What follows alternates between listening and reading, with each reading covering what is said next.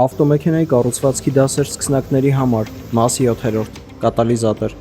Կատալիզատորը պատասխանատու է վնասակար արտանետումների նվազեցման համար։ Այն վերափոխում է թունավոր գազերը, ինչպիսիք են ածխածնային մոնոքսիդը, ածխաջրերը և ազոտի օքսիդները, ավելի քիչ վնասակար նյութերի, ածխաթթու գազի և ջրային գոլորշու։ Կատալիզատորի կառուցվածքը բաղկացած է մետաղական պատյանից, որի ներսում տեղադրված է կատալիտիկ տարր։ Սովորաբար այս կերամիկական կառուցվածքը պատված է թանկարժեք մետաղների բարակ շերտով, ինչպիսիք են պլատինը, պալադիումը և ռոդիումը։ Այս մետաղները արագացնում են քիմիական ռեակցիաները, հնարավորություն տալով մաքրել արտանետվող գազերը։ Երբ դուք գործարկում եք շարժիչը, արտանետվող գազերը անցնում են կատալիզատորի միջով։ Բարձր ջերմաստիճանի և կատալիտիկ գործընթացների շնորհիվ դրանք մաքրվում են, նախքան մթնոլորտ դուրս գալը։ Կարևոր է հետևել կատալիզատորի վիճակին, քանի որ դրա վնասվածքը կարող է հանգեցնել արտանետումների ավելացման և շարժիչի աշխատանքի վատ թարացման։ Ի դեպ, կատալիզատորները հաճախ գողանում են, իսկ Հայաստանում՝ վաճառում, քանի որ դրանց մեջ կան թանկարժեք մետաղներ։